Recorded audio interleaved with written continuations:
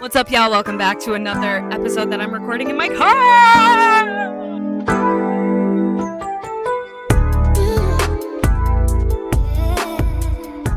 And this episode is brought to you by Zupas. Not really, but it could be. I love Zupas. If you don't know about Zupas, let me put you on. They have salads, soups, bowls, different drinks. It's like a cafe, Zupas Cafe, what you would get at a cafe. But their menus are seasonal, so they always switch it up. I think it's better than Panera. No offense, Panera. I love you too, but Zupas is elite. And they are elite because they always give you a chocolate covered strawberry with your order, and that, to me, you win. And I love their rolls. Today I got a Mediterranean bowl with wild rice, a protein bowl. I'm excited to dig into that. It's going to be super yummy. So as you can see, my car's a little chaotic right now. I'm in the process of selling my clothes. I tried to bring it to Plato's Closet thinking I was going to walk out with $500, and I got $24, humbled very quickly. They said, ma'am, you're too old for Plato's Closet. This is for preteens and teens. Your clothes is too mature. Try Clothes Mentor. So what do? I go over to Clothes Mentor, and they're like, we're actually closing in an hour. We can only take one bag for overnight. And I was like, okay, cool. Here's the bag. They didn't take anything of it. So I'm going to listen to what my cousins have been telling me to do, which is to get on Depop and Vinted. So by the time I post this, I will also have links to both my Depop and my Vinted. And if you want to buy any of my clothes, please buy my clothes. It would be much appreciated because I need to make more money and I need to get rid of this clothes. I have way too much fucking clothes. If you're interested in seeing how much clothes I have, check out my vlog. I vlogged the experience of going through my closet, and I was so overwhelmed. I'm so glad I did not wait last minute to do this because I would have canceled the trip probably. Just kidding. But I would have been a lot more overwhelmed. Today we're going to be talking about body dysmorphia, and I'm going to go over like the general FAQs of body dysmorphia, but I'm going to more talk about my experience with it and how it has changed and evolved throughout my years. But before we get into that, obviously, let's break down what body dysmorphia is. And I did take notes, so if you see me referencing it, that's just so I don't ramble and waste y'all time and my time while editing, okay? I'm trying to get a little bit more structured with these videos while keeping my own personality and flow. Okay, so let's start with what is it? I'm sure everyone, from just the title, body dysmorphia, it is something that, you probably kind of have a good idea of what it is. It's basically, it is a mental illness. It is a diagnosed mental illness. I am diagnosed body dysmorphia disorder. So basically, it is when you are so unhappy with some part of your body. It can be your entire body. It can be a specific. You can be your nose. It can be your forehead. It can be the whole package. It can be your weight, all of it. It's a spectrum, right? Just like everyone has their own thing, like it's specific to that person. Mine, I have specific things that I'm very hyper aware of, and then I have just my general body. I am I have a weird relationship with. I'm in a much better place, but it hasn't always been there, and I definitely went through a lot with my image to myself and my self-worth and my confidence in myself. I've come a long ways, but yeah, I still struggle with it. I'm going to get into that. Not everyone who has insecurities has body dysmorphia. It's everyone, I think, has some type of insecurity, I would assume. Most people, I'd say 99. Of course, there's going to be the people who just love themselves, and that is so beautiful. Keep doing that. But most people struggle with some form of insecurities. They may not be that serious, but where it becomes body dysmorphia is when it's impacting your quality of life. So ways that I have noticed that it has impacted me, one, well, first and foremost, the way I view myself. It took a long time to find confidence within myself. A lot of it was faked a lot of my life. Fake it till you make it. And I was very introverted, or a lot of my insecurities were internal, or I internalized a lot of them because I was afraid to let anyone know that I felt that way about myself, or I felt ashamed that I felt that way about myself, and I would try to hide it. But you can't really hide something like that. It comes off in your energy.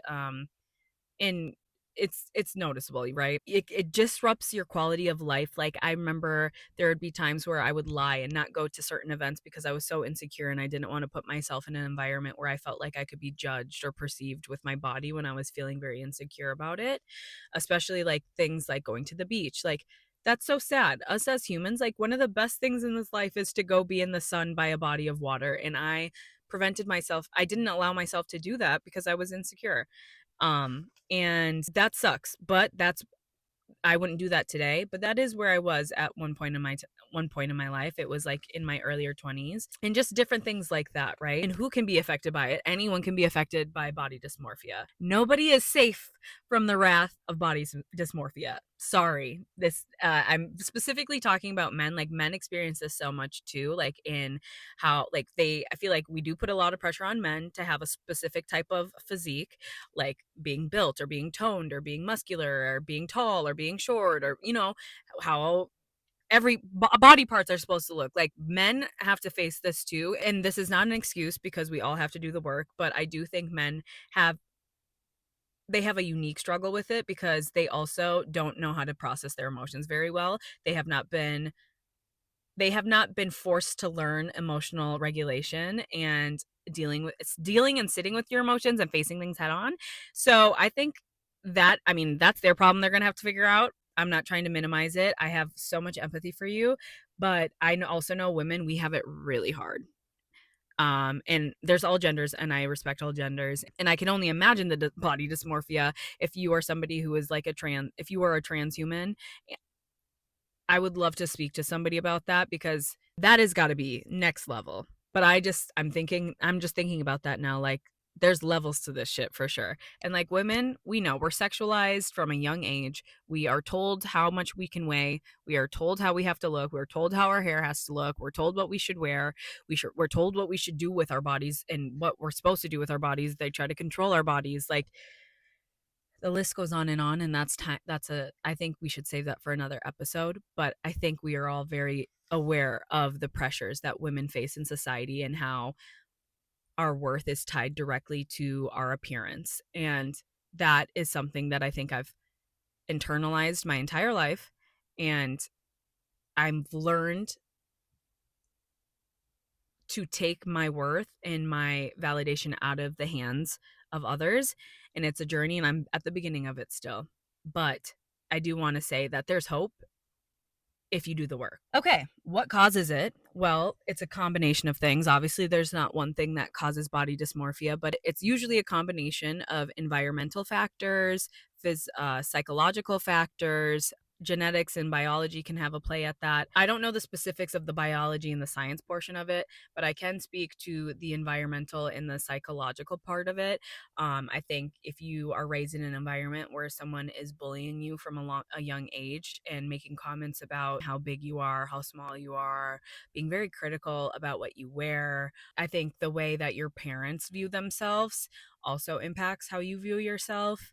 And I know I come from a long line of family members who struggle with their body.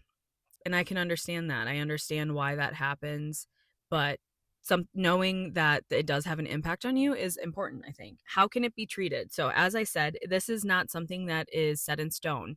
You absolutely can live a healthy life. I don't know if it will ever fully go away.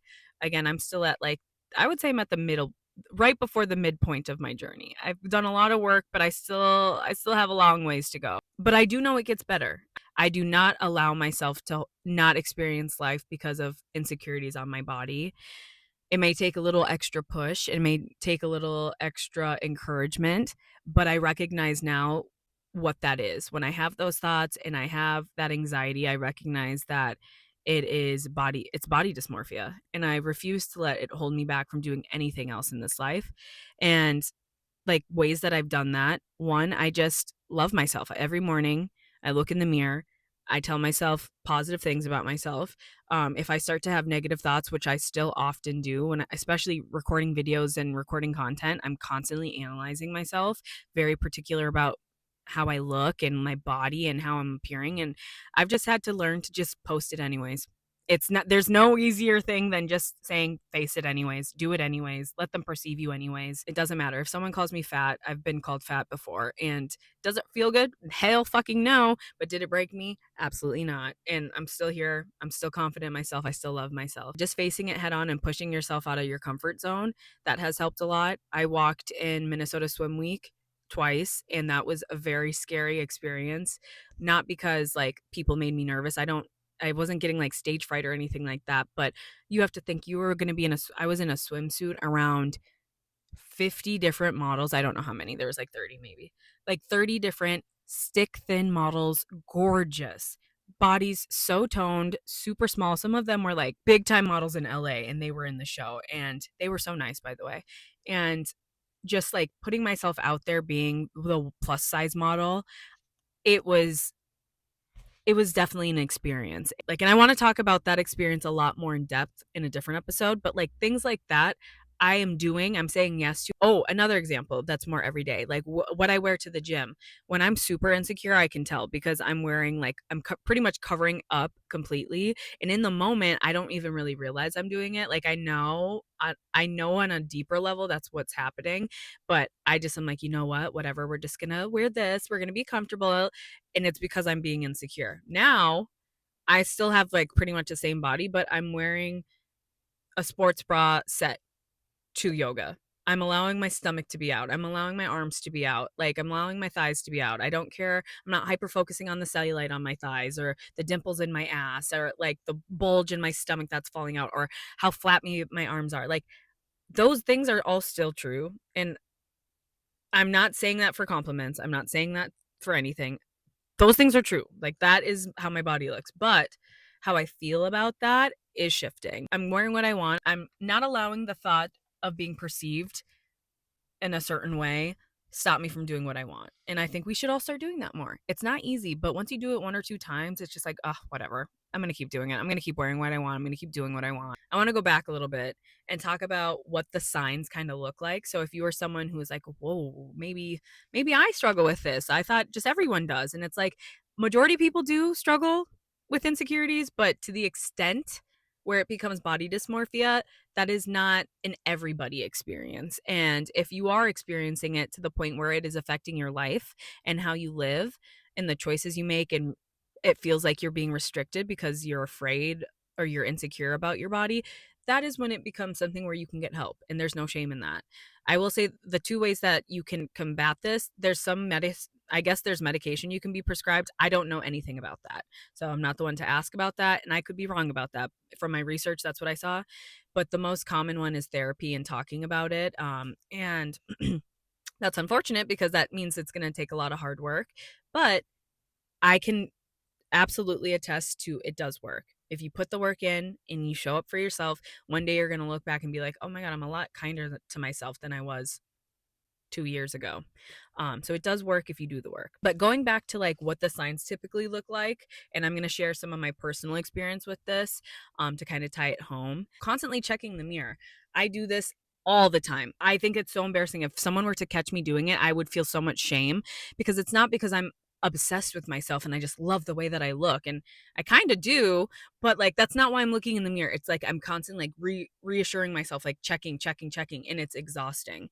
It sounds silly at first because like, girl, you just fucking love yourself. And I do love myself. I do think that I'm beautiful. I love how I look. I love who I am. But that's not why I'm checking. I'm checking because I'm like, I need reassurance because my brain has this sick loop that I'm stuck on that I need to look a certain way and look put together and look presentable and can't have this and that. Like, it's a sickness, it's an illness, it's a disorder. It's not cute. It's exhausting, truly. And like, before I leave the house, there's a mirror. Before I leave my car, I look in the mirror. Before I go onto the floor to serve a restaurant, there's a mirror there. I put a mirror there. Like, to drive my point home, my fucking phone case is a mirror. Like, it's cute to an extent, and I'm not saying like I'm doing it every 3 seconds, but it definitely is to a point where it has impacted my life in not a positive way, and I'm trying to reduce that. I remember one time we were on a vacation in Colorado with my family, and I asked my sisters, I was like, "Do you guys like look in the mirror all the time, or do you always have to like check the mirror?" And they're like, "No."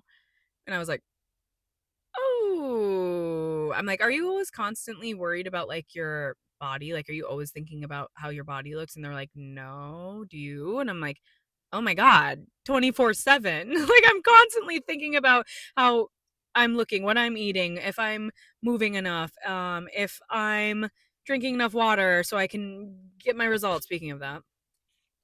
I'm always analyzing myself. I'm hyper focused on how I'm appearing in the world. And I'm glad that not everyone feels that way. But it was a wake up call to hear that not everyone feels that way. The opposite of that is avoiding mirrors.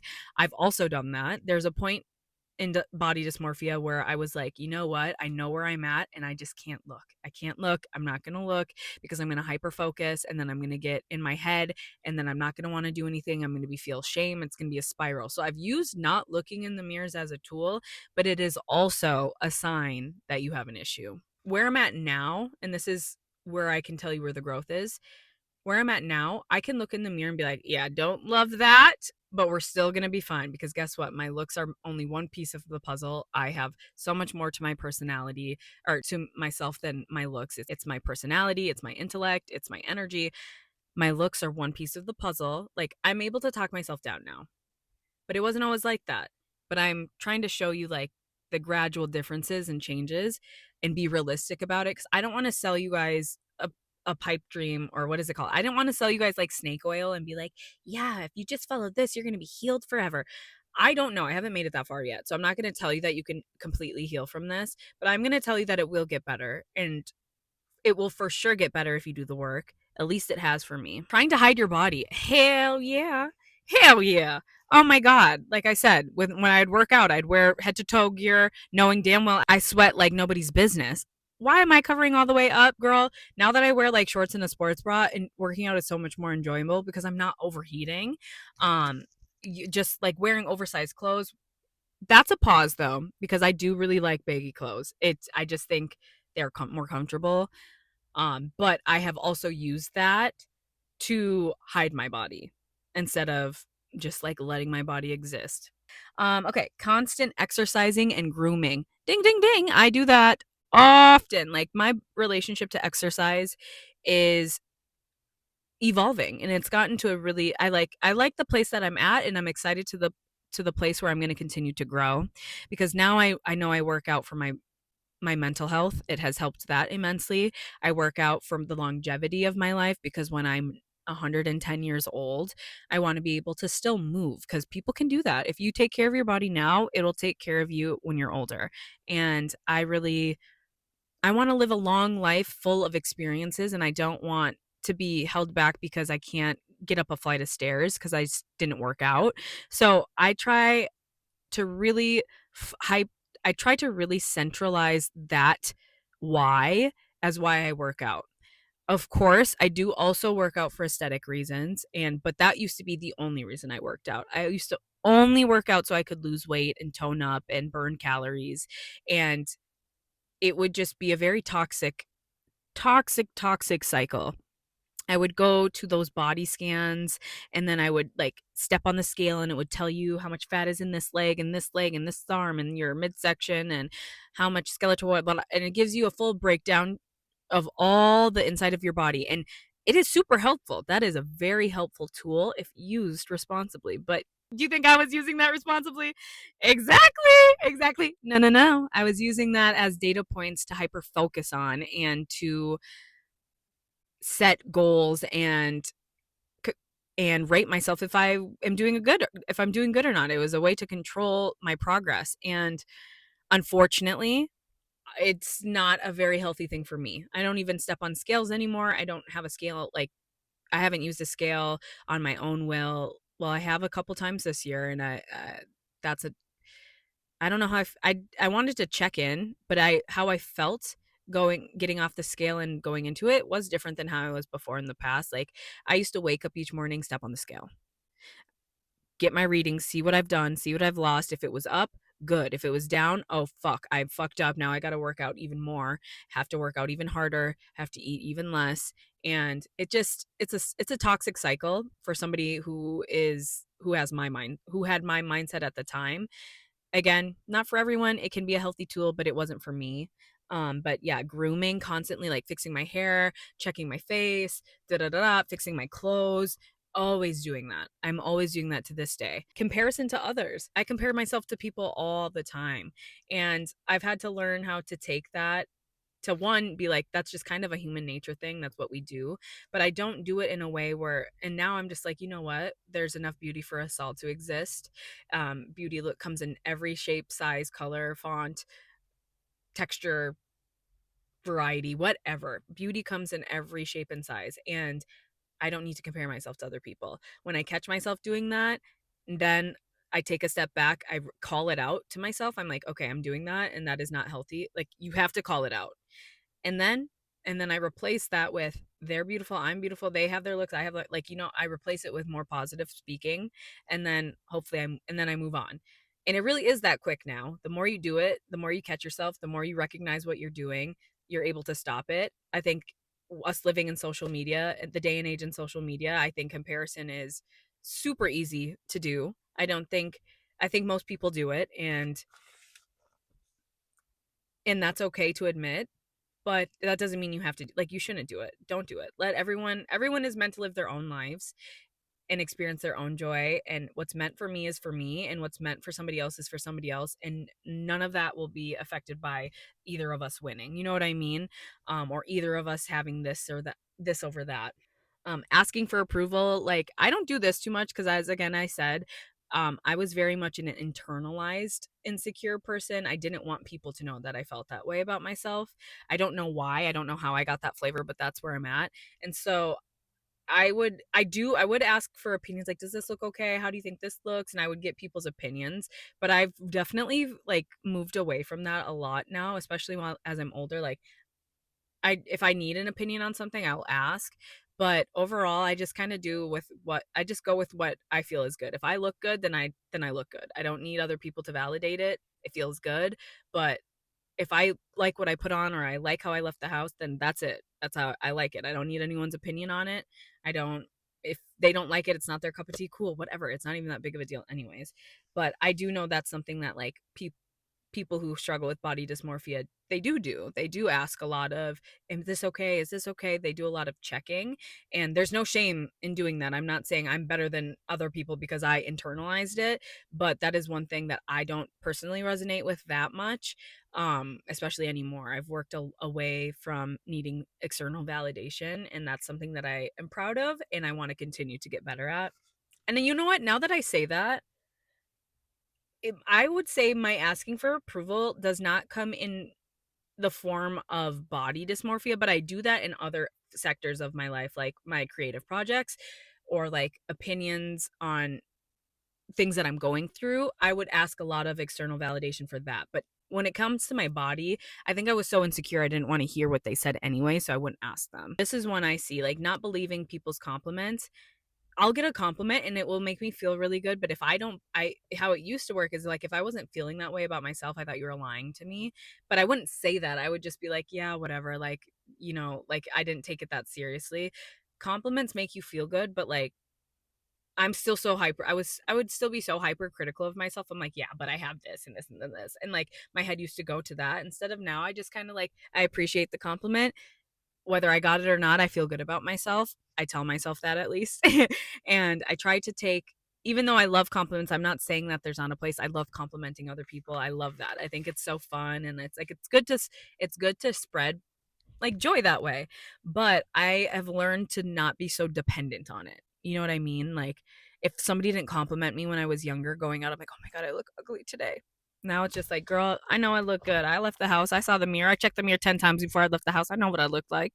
I know I look good. Avoiding social interactions. I did talk about that. Like, when I didn't go to the beach, like, feeling insecure, you don't want to leave the house. You don't want to be around. You don't want to be perceived. And if having a day or two like that, cool. But if you're spending periods of time avoiding interactions with other people, that could be a sign that you just need to reach out to somebody and get some help, because life doesn't have to be lived that way. It's cool to be an introvert, but interacting and having socializing and interacting with people in your community is very important.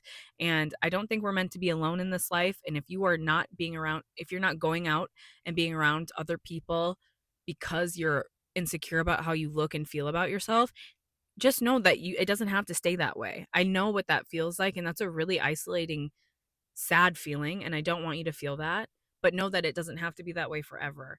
And you can change. It's going to take some work. I'm not going to sugarcoat it. It's not going to happen overnight. And it's a roller coaster. It's not linear. Some days you feel really great. Some days you feel really insecure again. And you're wondering, like, what the fuck? Why was I ever confident in myself at all?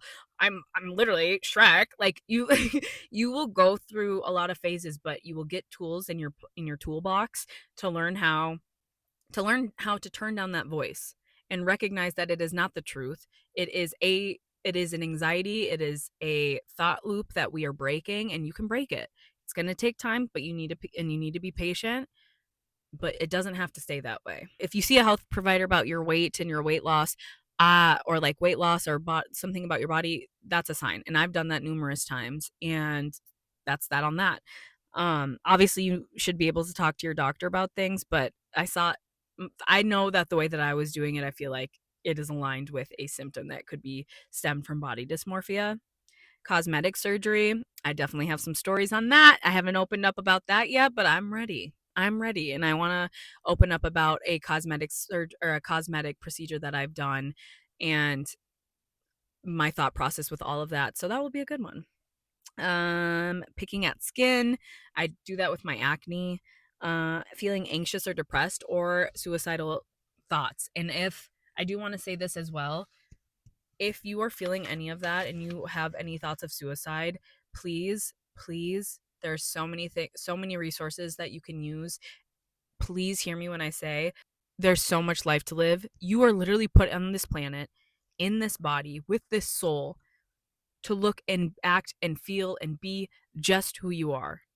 Please do not feel like you have to change a single thing if you're not hurting anyone. You are perfect just the way you are. If you're not somebody's cup of tea, boo hoo. Maybe they don't like fucking tea, okay? But you're probably somebody's delicious ass milkshake, okay? And somebody's gonna love you. But if nobody else does, guess what? You love yourself. You love yourself. If you are struggling with this at all, please reach out, get help. I'm going to put resources in the description box always, but life doesn't have to be this way. And I want you to see that there's so much more life out there outside of how we look. There's so much more world out there outside of how we are, how we look and are perceived. So please get help if you need it. Okay, we are getting at 32 minutes. I did not even think this was going to be that long. I wanted to kind of end with some of the specific struggles and challenges I found that I struggled with. So I've shared before on this channel or on this podcast that I've struggled with eating disorders. Having body dysmorphia does not automatically mean you're going to have an eating disorder. I struggled with binging and purging, restrictive eating, excessive exercise, calorie counting. So those are all things that I've struggled with in my past, and I somehow was able to get myself out of it on my own. It was very hard. I never sought professional help for my binging and purging. I would say that started in middle school, and it went through, honestly, I did purge a few times up until when I lived in St. Paul. And that's not easy to admit because, ooh, yeah, that's not easy to admit. It is not something that I am proud of. It is not good for you. It is horrible for your body. And I don't need to make myself throw up. You know, I shouldn't have done that. I wish I didn't, I wish I didn't feel that way about myself. Had, I wish that I didn't do that to myself, but I did. And it's important to be honest about that. I will say it was the worst in middle school through high school. When I got to college, I stopped a little bit more, but I still would do it here and there. And then again, when I moved to Chicago, I stopped, but I would do it again here and there. And then when I moved home to St. Paul, like hadn't done it for like a year maybe, or a year or two. I don't remember the timeline exactly, but I did it like 2 to 3 times, and I haven't done it since. I have not done it since. Wait. I don't think I've done it since, but I do know I struggle with restrictive eating still, disordered eating, and that is something that I'm going to work on. And I plan to work on it. It's going to be a lifelong journey, but yeah, that I just wanted to kind of share that. I could definitely do more episodes on that. And shame and the guilt that went into that, the hiding it, the how I would feel doing it. Like, yeah, that could definitely be its own episode. um struggling with self-perception. Like, something that I really struggle with is like just self-perception. Like, some days I don't know how I look. Like, I don't know how I fit. Like, I've always heard, and I've relied on other people's external opinions too much, so I don't really know, have a sense of self. Like, some days I feel like I'm losing weight, I feel I look toned, I look healthy, and then other days I feel like, what was I seeing? Like, I look huge, I do not look like I lost weight at all. I look like I'm gaining weight again. I'm big, and then I'm like, I am fat, and then I'm like, no, I'm not fat, I have extra fat on me. And then I'm like, I'm just curvy, and then I'm like, no girl, you're fat. Like, and then just hearing opinions from other people. Like, most recently, somebody called me a fat bitch at work, and that has never happened before, but it happened. And at first it really hurt my feelings and it stung. But then I realized, like, nobody in their right mind would say that about somebody if they're secure in themselves, and that clearly came from like a very unhealthy person and place. However, the pain still hurt. Like, it just, what that happens with a mind like mine is, like, you already have that insecurity, so when somebody like hits that target, it makes you feel like, yep, that's my proof, that's true, I am disgusting, I am fat, I am ugly, blah blah blah blah blah. And I'm at a place in my journey where I'm like, I could recognize, whoa, like, that was a really horrible comment, I am not those things. I don't by any means think I'm a skinny twig. Like, I don't.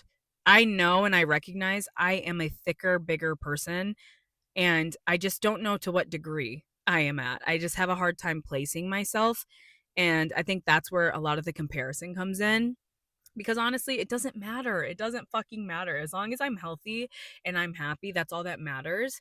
But my brain is like, where am I? How do I fit in? Okay, I wear an XL, but I wear a small in this, but I wear a medium in that, but I'm an XL in everything else. And like, and my arms are this big, and my stomach does bulge a lot. Like, oh, and my back has like all this fat on it. Like, it's nonstop, it's exhausting. So I will say that is like really draining, is like just trying to figure out where I fit, cuz one day think I look good, and then one day I think I look huge. It's just, that's a tougher part of the journey that maybe talking to a therapist would be very helpful.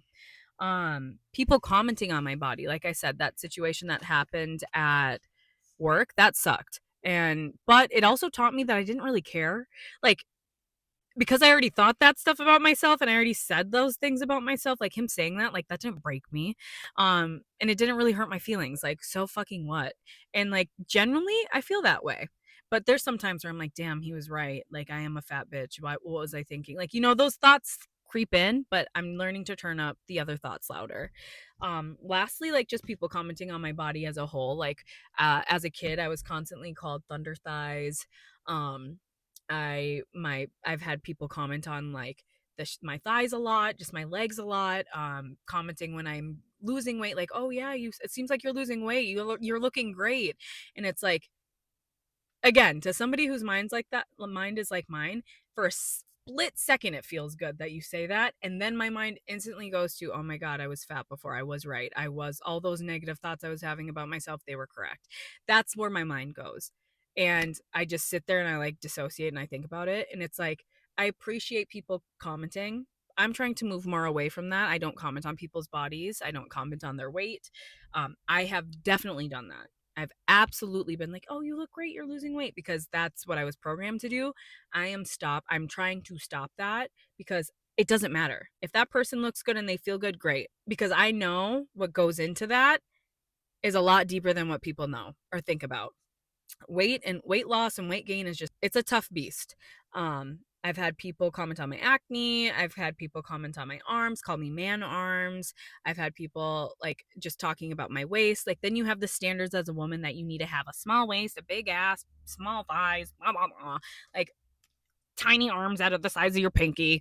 And it's just like, yeah, my body is not built for that. I don't look like that. I don't know if I ever will. And I'm sick of like, I'm sick of putting myself through it and like hearing other people's opinions. And I will say, like, I can think of all niche things. Like, men will say, or people will say, oh, you look so good, but even just lose a little bit of weight. Just lose a little bit of weight. First of all, who are you to tell me to lose weight when you have a fucking beer belly? And I don't care about a beer belly, but you're not hitting this aesthetic standard that you are trying to hold me to. So you should really shut the fuck up. And I know that's not the healthiest. I'm being honest. I know that's not the healthiest because I shouldn't be judging somebody else. But it's like, damn, how are you going to judge me when you don't even fit that standard? Bitch, get out of here. So, and I will say, a lot of the times, not every time, but I would say 95% of the times and things that I've heard negative about my body was from a man. Men that I don't know, strangers, men that I thought were my friends, my family members, and that is shitty because then the other way on the flip side of it, men will sexualize my body if I'm because I'm more curvy or I'm thick or I'm whatever. They will sexualize my body, and that's the only other attention I get on my body is that. Like, and that sucks. That I haven't fully unpacked, and that I just kind of made that click right now. So I've not unpacked that very much, but I will soon because I'm getting back into therapy. But yeah, being either sexualized or criticized is how I've experienced my body. And there's very little times where I've felt that I've been very nice and kind to my body up until recent years. And I'm very proud of the woman that I am today. I'm very proud that I'm able to sit here and share how I feel because that's a big step for me. I'm very proud of the fact that when I speak ill about myself, I stop that, I recognize it, and I recorrect it with positive things. And I'm really proud of that. I'm trying to be better. I'm trying to love myself deeper, and I'm trying to just let myself be and not change myself so much. And I can tell you that I've come a long ways and there's so much work to be done. But the fact that I'm sitting here telling you this, that's proof that there's change is possible.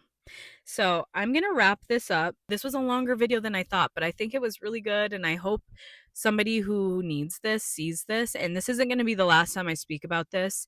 So if you have any like specific topics off in this realm of things that you'd want me to touch on or share about my experience more, because I know I kind of just brushed over a lot of things, please let me know. I'd be more than happy to make another episode following up on those specific things and like go more in depth to things. Yeah, so let me know. But I hope everyone is loving themselves super hard and has a great day. Bye!